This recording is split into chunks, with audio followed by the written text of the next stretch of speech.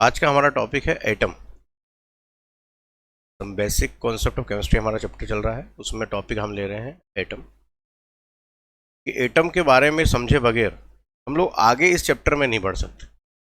जब हम लोग इसमें मॉलिक्यूलर फार्मूला, एम्पिरिकल फार्मूला इत्यादि चीज़ों को हम लोग समझेंगे तो या परसेंटेज कंपोजिशन निकालना सीखेंगे तो वहाँ पर हमको एटम के बारे में बेसिक इन्फॉर्मेशन होना। इसीलिए आइए जानते हैं एटम क्या है।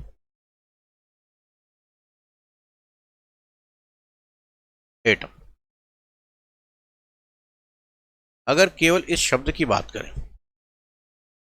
ये शब्द दो शब्दों से मिलकर बना है। ए, इसका मतलब होता है कैन नॉट, और टर्म,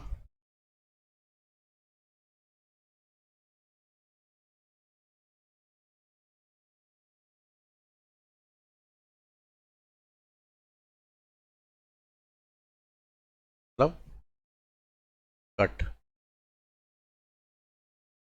एटम शब्द का मतलब हुआ अनकटेबल।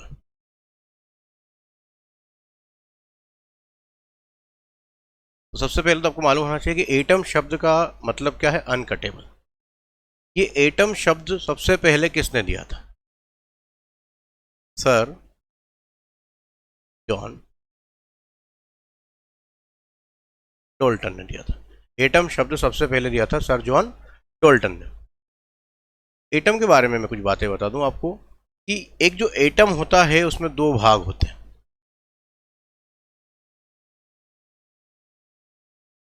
एटम के दो भागों की बात करें हम लोग, एटम में होते हैं इलेक्ट्रॉन्स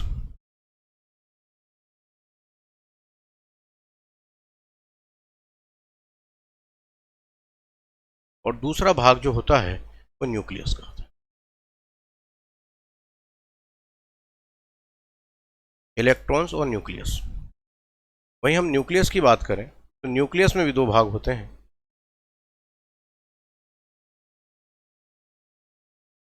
प्रोटॉन एंड न्यूट्रॉन्स। एक एक चीज़ के बारे में समझते हैं, कुछ बातें जो बेसिक जो क्वेश्चन आ सकते हैं आपके, या इसमें जो कॉन्सेप्चुअल क्वेश्चन बन सकते हैं आपके, या थ्योरेटिकल क्वेश्चन बन सकते हैं, उनकी बात हम करते हैं। सबसे पहले बात करें, इस एटम की बात करी हमने, इसकी खोज सर जॉन डॉल्टन ने की थी। एटम के साइज की बात करें, साइज, तो एटम का साइज होता है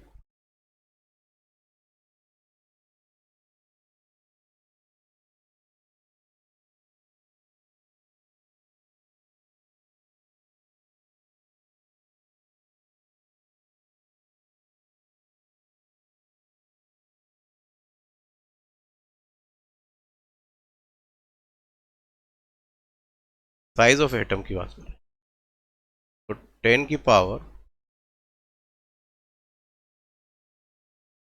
-10 मीटर, इसका साइज होता है 10 की पावर -10 मीटर, या इसको कहते हैं 1 एंगस्ट्रॉम। क्या कहते हैं? 1 एंगस्ट्रॉम।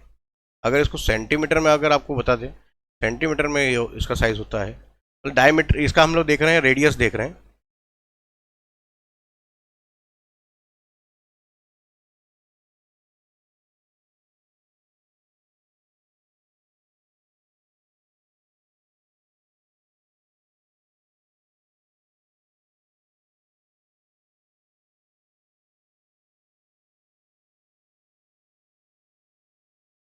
-10 की पावर -8 सेंटीमीटर।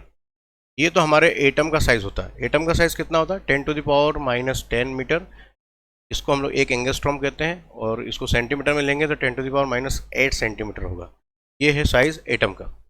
वहीं अगर आपसे न्यूक्लियस के बारे में पूछ लें तो पहला प्रश्न तो ये बनता है कि न्यूक्लियस की खोज किसने की थी? तो न्यूक्लियस को खोजा था रदरफोर्ड ने। देखिए, दो न्यूक्लियस है। रॉबर्ट ब्राउन ने एटम के अंदर, ये रॉबर्ट ब्राउन नाम के एक वैज्ञानिक थे, बॉटनिस्ट थे, उन्होंने सेल के अंदर न्यूक्लियस को खोजा था, और एटम के अंदर न्यूक्लियस रदरफोर्ड ने खोजा था। ठीक है, अब बात करें हम लोग कि न्यूक्लियस का साइज कितना होता है। साइज के बारे में बता दूं मैं आपको, इसका साइज होगा 10⁻⁻15 मीटर। इसी को कहते हैं 1 फर्मी। क्या कहते हैं इसको? 1 फर्मी। सेंटीमीटर में अगर इसी साइज को पूछ ले कि इसका साइज कितना होता है न्यूक्लियस का साइज, तो न्यूक्लियस का साइज होता है 10⁻⁻13 सेंटीमीटर। ठीक, तो हम ये कह सकते हैं मोटा मोटी कि एटम का 1,00,000वां भाग उसका न्यूक्लियस होता है। दूसरी बात, यहाँ इलेक्ट्रॉन के बारे में भी आपको मालूम होना चाहिए। इलेक्ट्रॉन की डिस्कवरी किसने की थी? किसने खोजा था इलेक्ट्रॉन को? इलेक्ट्रॉन खोजा था सर जे जे थॉमसन ने।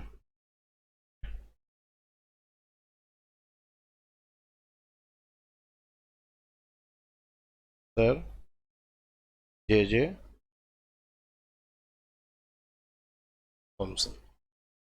प्रोटॉन की खोज किसने की थी? गोल्डस्टीन ने। और न्यूट्रॉन की खोज की थी जेम्स चैडविक ने।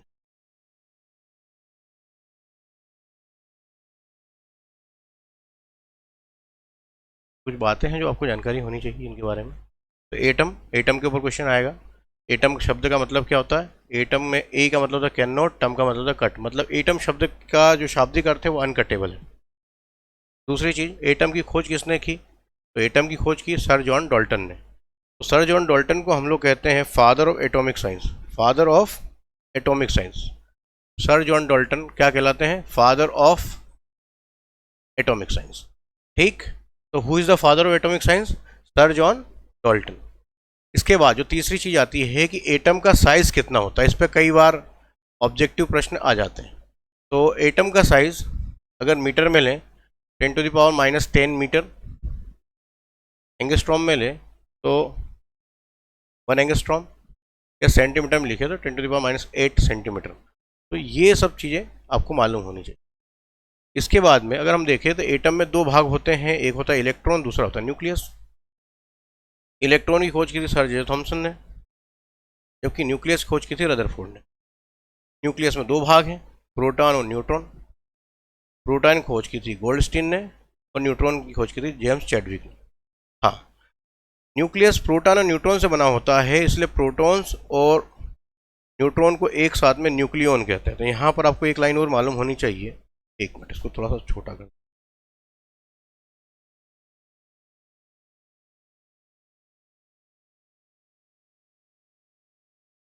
ठीक, प्रोटॉन प्लस न्यूट्रॉन, ये दोनों को मिला क्या कहते हैं? न्यूक्लियॉन।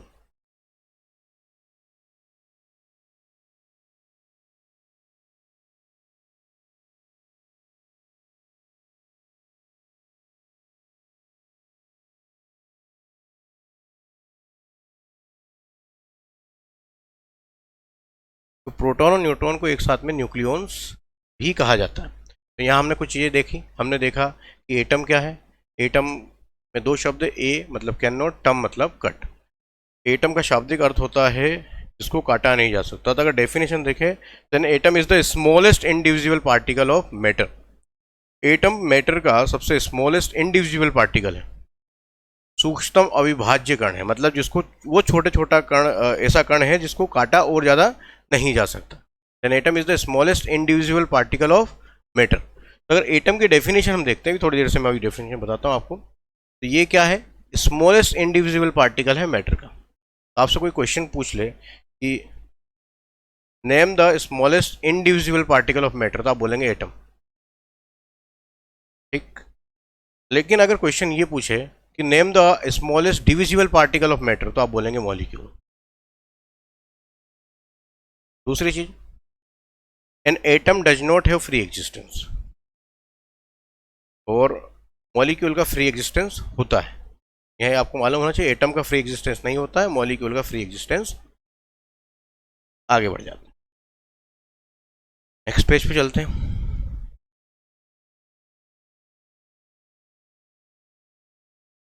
अब हम बात करेंगे कि एटम की डेफिनेशन क्या है।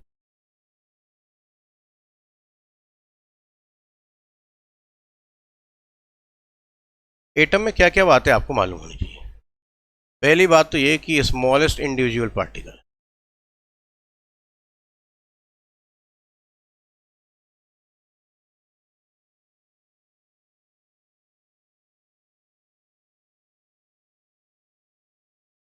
an atom is the smallest indivisible particle. Atom does not, an atom does not have free existence.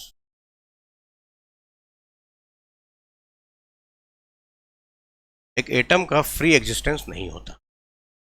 तीसरी चीज, atom is the smallest particle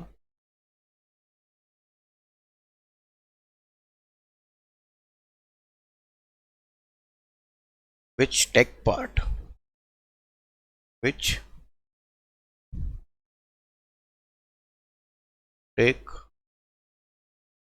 part in chemical reaction. एक इसके अलावा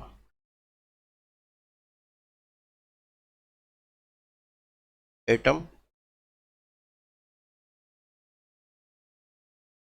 maintains its existence even after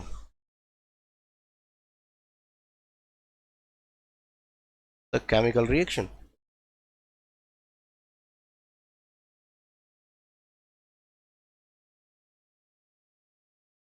तो atom के बारे में कुछ चीज़ें जानने वाली है, उसमें है an atom is the smallest individual particle of matter. दूसरा, atom does not have free existence.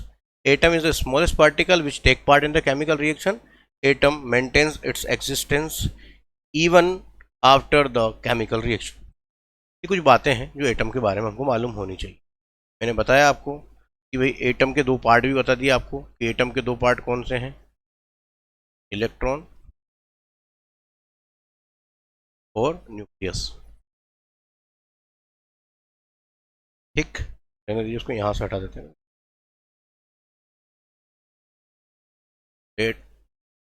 Atom की डेफिनेशन आपको समझ में आ गई होगी आई होप। पहली चीज, एटम स्मॉलेस्ट इंडिविजुअल पार्टिकल है। ये जो आ रहा है आपके सामने, ये वाली लाइन जो है,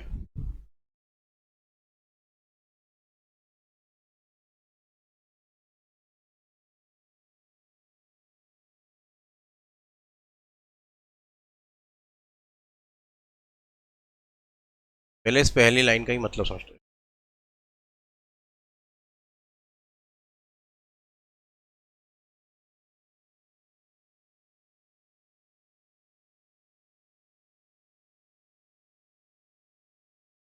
इस पहली लाइन का मतलब समझते हैं। स्मॉलेस्ट इंडिविजुअल पार्टिकल कैसे, मैंने बताया ए का मतलब क्या है, कैन नॉट, और टर्म का मतलब क्या है, कट। तो एटम के नाम से पता चल रहा है कि वो स्मॉलेस्ट पार्टिकल है जिसको काटा नहीं जा सकता। हालांकि ये बात आज के संदर्भ में झूठी है, लेकिन ये डेफिनेशन चूंकि सर जॉन डाल्टन ने दी है, इसीलिए हमको ये डेफिनेशन लेके चलनी पड़ेगी और एग्जाम में भी आपको ये डेफिनेशन लिखनी है। तो इस N atom is the smallest individual particle of matter. N atom is the smallest individual particle of matter.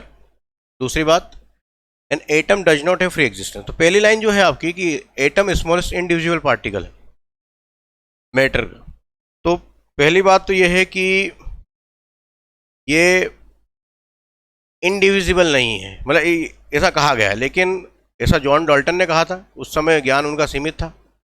आज के संदर्भ में देखा जाए तो एटम को भी तोड़ा जा सकता है, ना सिर्फ एटम को, न्यूक्लियस को भी तोड़ा जा सकता है। आप जानते हैं न्यूक्लियर फिजन रिएक्शन जो होती है उसमें न्यूक्लियस टूट जाता है, लाइटर न्यूक्लियस में। ठीक है, तो न्यूक्लियस को तोड़ा भी जा सकता है, तो एटम को भी तोड़ा जा सकता है। एटम से भी इलेक्ट्रॉन्स निकल जाते हैं। हम देखते हैं कि भाई एटम को तोड़ा जा सकता है, एटम के न्यूक्लियस को तोड़ा जा सकता है। तो आज के संदर्भ में ये बात बिल्कुल झूठी है लेकिन आपको ये डेफिनेशन लिखनी पड़ेगी। दूसरा, an atom does not have free existence, atom का फ्री एग्जिस्टेंस नहीं होता, ये बात कही गई। इसके भी एक्सेप्शन है, helium, neon, organ, krypton, xenon और रेडॉन, ये जो गैसेस हैं ये मोनो एटॉमिक होती है, इनके एटम्स का फ्री एग्जिस्टेंस पॉसिबल है। तीसरी चीज, atom is the smallest particle which take part in the chemical reaction, ये बिल्कुल बात सही है। देखिए कैसे, इस लाइन का मतलब समझते हैं।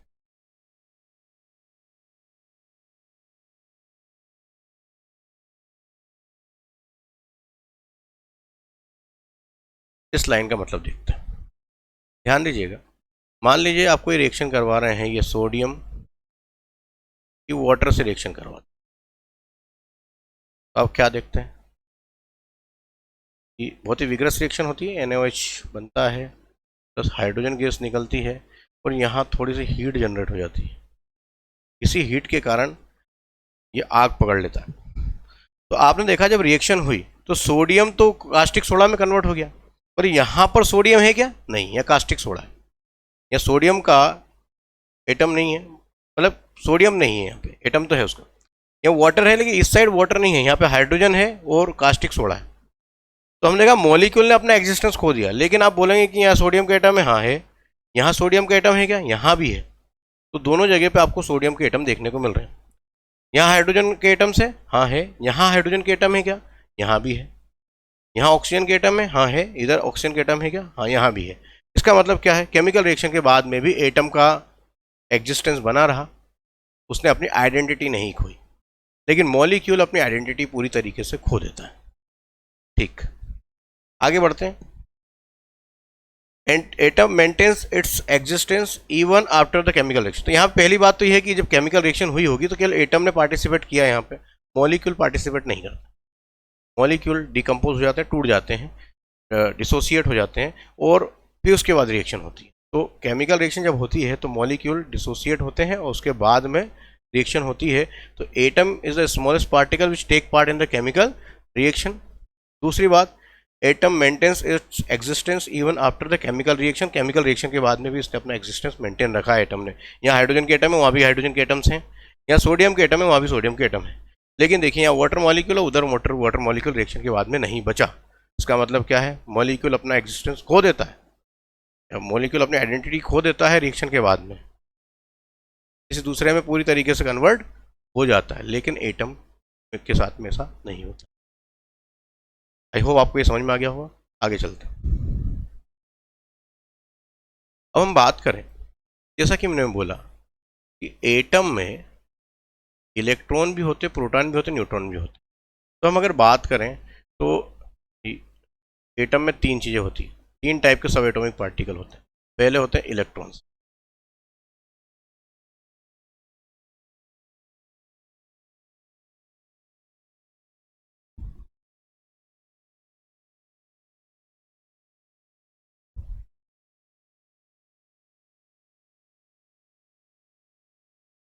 An atom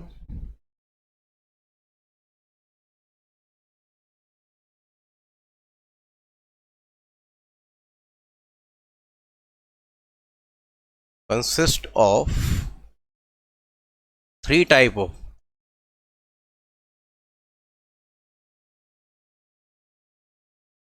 subatomic particles।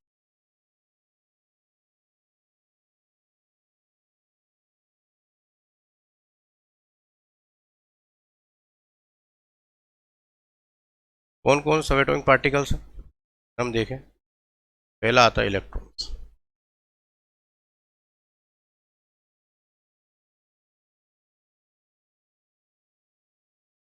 तो अगर हम देखें तो इलेक्ट्रॉन जो है ये नेगेटिवली चार्ज है। कैसा है? Negatively charge particle.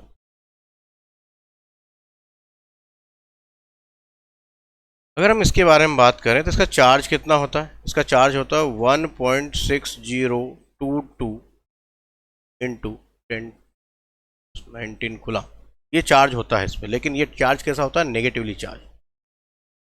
वहीं हम प्रोटॉन की बात करें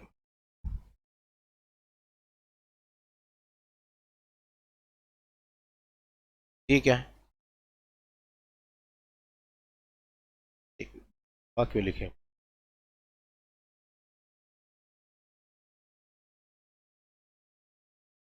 ये है पॉजिटिवली चार्ज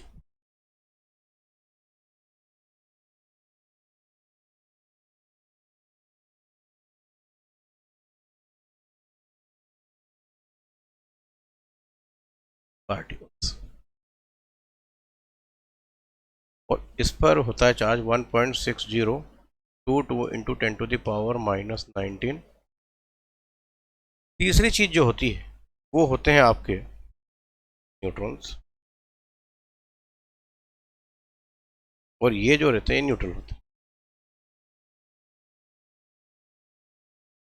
ठीक, तो हम देखें कि एक एटम के अंदर इलेक्ट्रॉन्स हैं जो इस पर नेगेटिव चार्ज है, प्रोटॉन भी है जिन पे पॉजिटिव चार्ज है, लेकिन एटम पे कोई चार्ज नहीं होता।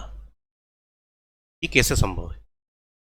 ये तब संभव है जब किसी एटम के अंदर जितने इलेक्ट्रॉन हो उतने ही प्रोटॉन। तो अगर इलेक्ट्रॉन और प्रोटॉन के नंबर इक्वल रहेंगे तो उनका चार्ज बैलेंस हो जाएगा। ऐसी स्थिति में एटम पर कोई चार्ज नहीं होता। तो हमेशा किसी आइसोलेटेड गैसियस एटम में, नंबर ऑफ इलेक्ट्रॉन और नंबर ऑफ प्रोटॉन इक्वल होते हैं। तो एन आइसोलेटेड एटम contain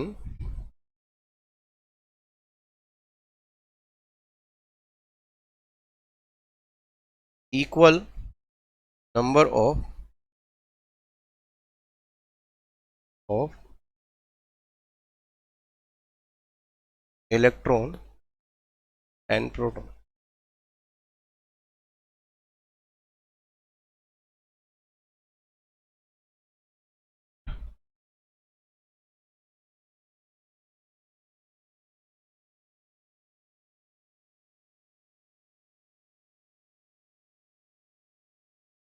यहाँ के बाद में आप ध्यान रखना, द नंबर ऑफ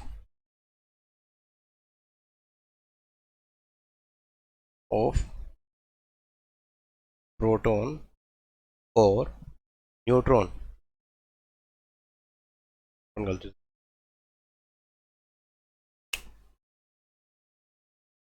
मिट गया।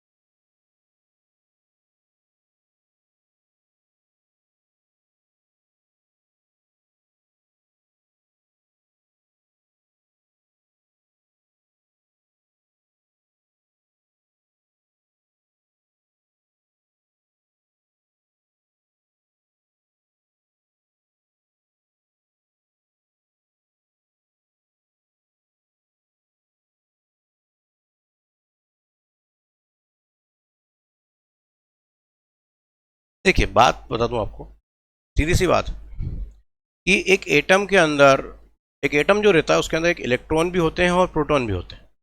इलेक्ट्रॉन नेगेटिवली चार्ज पार्टिकल होते हैं और प्रोटॉन पॉजिटिवली चार्ज पार्टिकल होते हैं, लेकिन एटम पर कोई चार्ज नहीं होता है। इसका कारण यह है कि किसी भी एटम में प्रोटॉन और इलेक्ट्रॉन दोनों बराबर होंगे, और किसी भी एटम के अंदर प्रोटॉनों और इलेक्ट्रॉनों की जो संख्या होगी, किसी आइसोलेटेड एटम के अंदर, किसी भी एलिमेंट के आइसोलेटेड एटम के अंदर इलेक्ट्रॉन या प्रोटॉन का जो नंबर होगा वो हमेशा इक्वल रहेगा, और ये बराबर होगा उसके एटॉमिक नंबर के। तो एटॉमिक नंबर की डेफिनेशन यहाँ से मिल जाती है हमको, द नंबर ऑफ प्रोटॉन और the electron present in an isolated atom is called atomic number. ठीक है, इलेक्ट्रॉन या प्रोटॉन की संख्या कोई हम लोग क्या कहते हैं, एटॉमिक नंबर कहते हैं। चलिए थोड़ी सी हम बात करते हैं, आगे चलते हैं थोड़ा से आगे। बस का स्क्रीनशॉट ले लीजिए आप। ठीक, अगले पेज पे। तो यहाँ हमको समझना है एटॉमिक नंबर का कॉन्सेप्ट।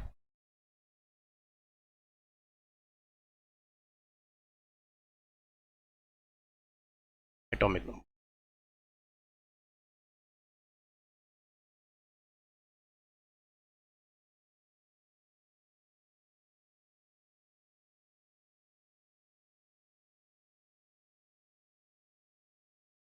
एटॉमिक नंबर इसको जेड से डिनोट करते हैं हम लोग। तो एटॉमिक नंबर क्या है? एटॉमिक नंबर है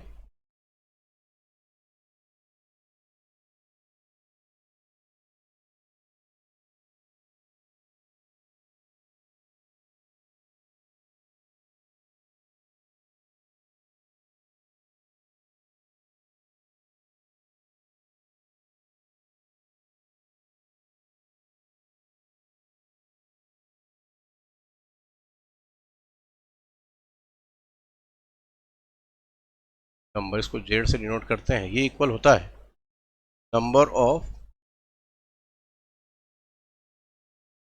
प्रोटॉन के या नंबर ऑफ इलेक्ट्रॉन। जरा इस बात को समझिए आप कैसे। सोडियम का एटॉमिक नंबर 11 है। सोडियम का एटॉमिक नंबर कितना है? 11। तो इसमें कितने इलेक्ट्रॉन होंगे? तो एटॉमिक नंबर क्या है इसका?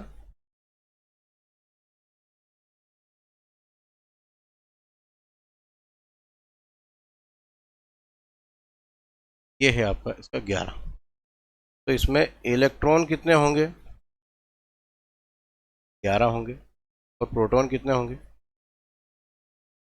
वो भी 11 होंगे।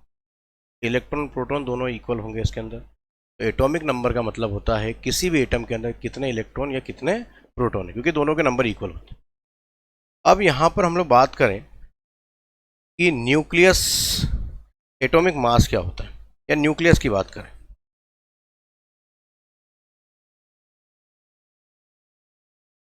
क्योंकि न्यूक्लियस को समझे बगैर हम लोग एटॉमिक मास को नहीं समझ पाएंगे। तो न्यूक्लियस क्या है? एक मिनट, इसको थोड़ा छोटा कर लेते हैं।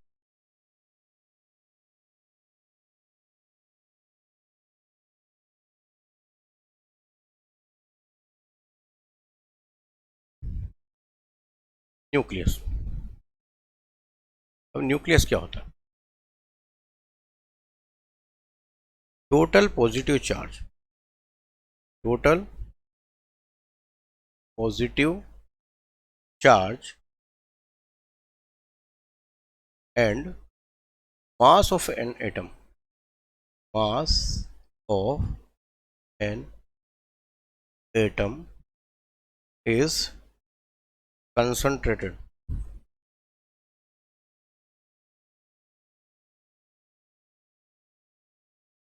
at the center of atom. This positively charged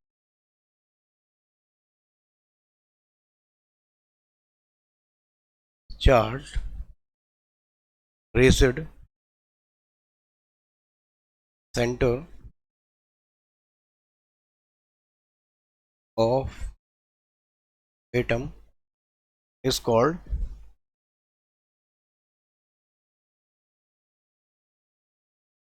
nucleus. तो न्यूक्लियस की अगर हम बात करें तो किसी भी एटम के अंदर, अगर हम बात करें कि भाई एक एटम है, जैसे सोडियम के एक एटम की बात करें, तो एटॉमिक नंबर 11 है और एटॉमिक मास है 23। तो अगर सोडियम के एटम को अगर आप देखेंगे तो इसके न्यूक्लियस के अंदर 11 प्रोटॉन होंगे और 12 न्यूट्रॉन होंगे और बाहर 3 शेल्स होगी। पहली शेल में 2 इलेक्ट्रॉन चक्कर काटेंगे, दूसरी शेल में 8, 4, 5, 6, 7, 8 और आउटरमोस्ट शेल में 1 इलेक्ट्रॉन।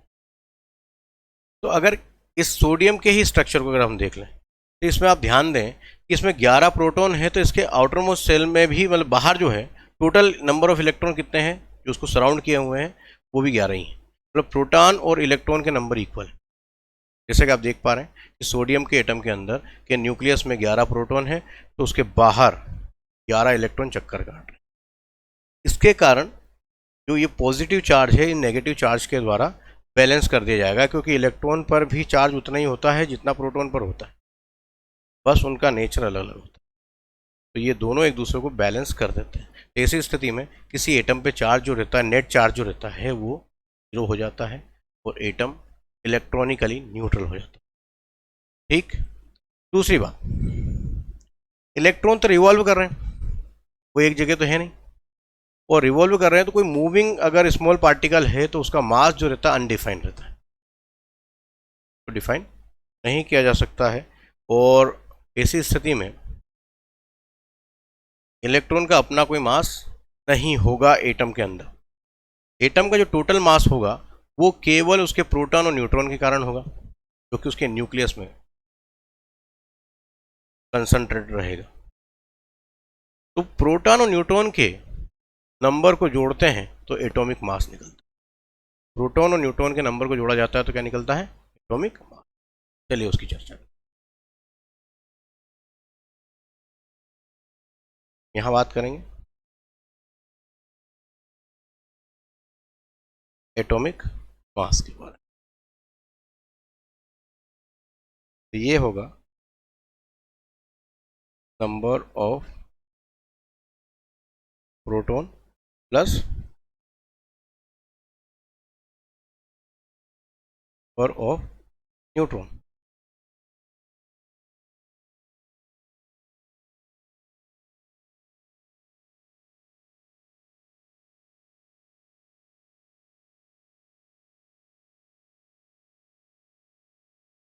तो atomic mass is equal to number of proton plus number of neutron. Atomic mass को हम ए से डिनोट करते हैं। ठीक। तो प्रोटॉन और न्यूट्रॉन को जोड़ करके एटॉमिक मास निकलता है। ध्यान दीजिए यहाँ पे 11 प्रोटॉन है और 12 न्यूट्रॉन है। 11 प्लस 12 कितना हो गया? 23। तो एटॉमिक मास इसका कितना हो गया? 23, ये लिखा है। ठीक। इसके अलावा अगर हम देखें कि प्रोटॉन और इलेक्ट्रॉन के नंबर जो होते हैं उसको एटॉमिक नंबर कहते हैं। यहाँ देखिए 11 प्रोटॉन है, बाहर 11 इलेक्ट्रॉन चक्कर काट रहे हैं, इसका मतलब इसका एटॉमिक नंबर भी क्या है? 11 है। आई होप कि आपको एटॉमिक नंबर और एटॉमिक मास का कॉन्सेप्ट समझ में आया होगा। एटॉमिक नंबर क्या है?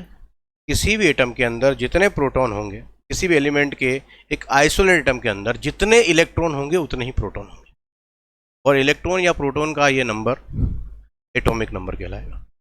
वहीं किसी भी एटम के अंदर का जो टोटल मास होता है उसके सेंटर में एक बहुत ही छोटे स्थान पर केंद्रित रहता है। इस स्मॉल रिजिड सेंटर को हम लोग न्यूक्लियस कहते हैं। न्यूक्लियस में पाए जाते हैं प्रोटॉन और न्यूट्रॉन, इसीलिए एटॉमिक मास प्रोटॉन और न्यूट्रॉन की संख्या का योग होता है। अब यहीं पर हम लोग देखेंगे कि टाइप्स ऑफ एटम हम लोग यहाँ देखने वाले हैं। आइसोटॉप्स, आइसोटोन्स, ये सब चीज़ें हम लोग पढ़ने वाले हैं। तो इसके बारे में बाकी बातें जो होगी वो अगले वीडियो में होगी। ठीक। आज के लिए इतना ही।